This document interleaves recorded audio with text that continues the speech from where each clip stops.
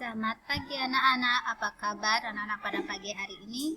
Semoga semuanya dalam keadaan sehat dan tetap semangat ya anak-anak. Nah, meskipun kita masih ada yang belajar daring dan ada belajar PTM, tetapi anak-anak harus tetap mempelajari materi dan mengerjakan tugas yang diberikan oleh Bapak dan Ibu Guru dengan baik ya, lalu dikumpulkan sesuai dengan arahan oleh Bapak Ibu Guru. Oke, seperti biasa, sebelum kita memulai pembelajaran pada pagi hari ini, terlebih dahulu kita berdoa. Demi nama Bapa, Putra, dan Roh Kudus. Amin. Bapa kami yang ada di surga, dimuliakanlah namamu. Datanglah kerajaanmu, jadilah kehendak-mu di atas bumi seperti di dalam surga. Berilah kami rezeki pada hari ini, dan ampunilah kesalahan kami seperti kami pun mengampuni yang bersalah kepada kami. Dan janganlah masukkan kami ke dalam pencobaan, tetapi bebaskanlah kami dari yang jahat. Amin. Demi nama Bapa, Putra, dan Roh Kudus. Amin. Oke anak-anak, pada pagi hari ini kita masih membahas tema 6 ya, tentang energi dan perubahannya, subtema 3. Energi alternatif. Pembelajaran yang keempat. Pembelajaran yang keempat ada 2 materi yang kita bahas. Yang pertama, menuliskan informasi dari teks bacaan, kerjasama dalam menjaga kelestarian lingkungan. Oke, kita pelajari sama-sama. Yang pertama adalah pelajaran bahasa Indonesia, menuliskan informasi dari teks bacaan. Nah, tentu anak-anak sudah pernah ya menuliskan informasi dari teks bacaan seperti tugas yang biasa guru berikan di kelas. Nah, saat anak-anak membaca cerita atau teks singkat, anak-anak disuruh menulis informasi apa yang terdapat dalam teks tersebut. Nah, lalu, tahukah kamu apa yang dimaksud dengan informasi? Nah, informasi adalah kabar mengenai suatu peristiwa.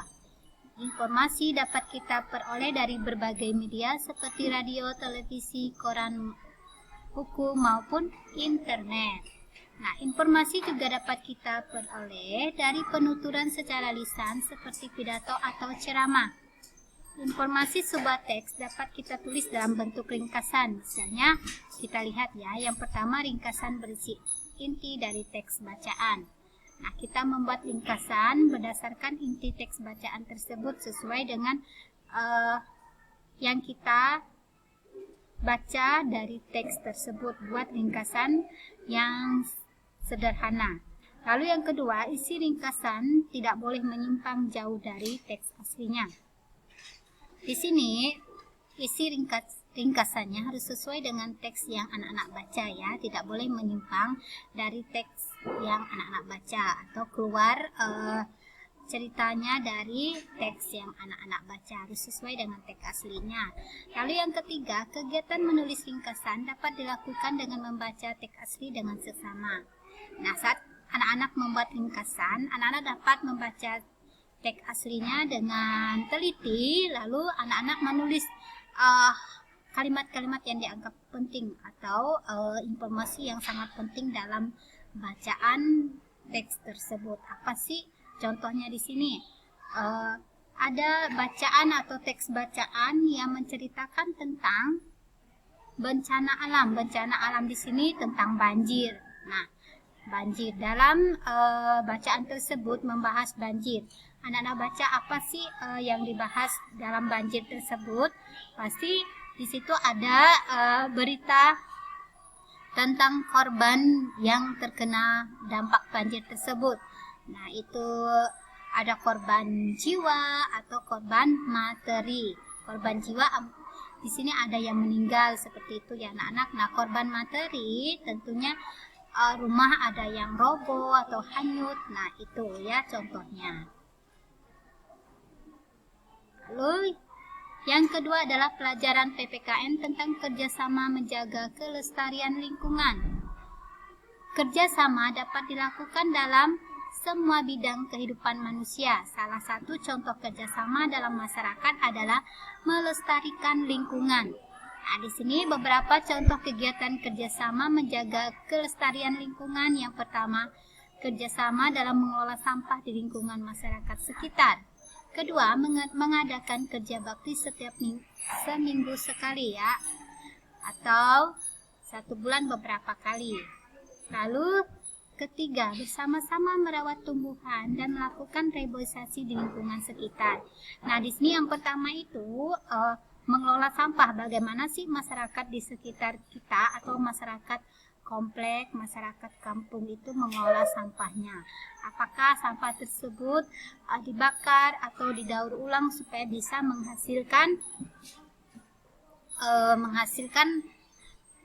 hal-hal yang berguna bagi kehidupan lingkungan masyarakat, seperti itu ya, diolah menjadi pupuk atau dicari sampah-sampah yang bisa didaur ulang untuk dibuatkan keterampilan atau dibuatkan berbagai macam hal yang diperlukan masyarakat. Lalu yang kedua itu mengadakan kerja bakti setiap minggu sekali.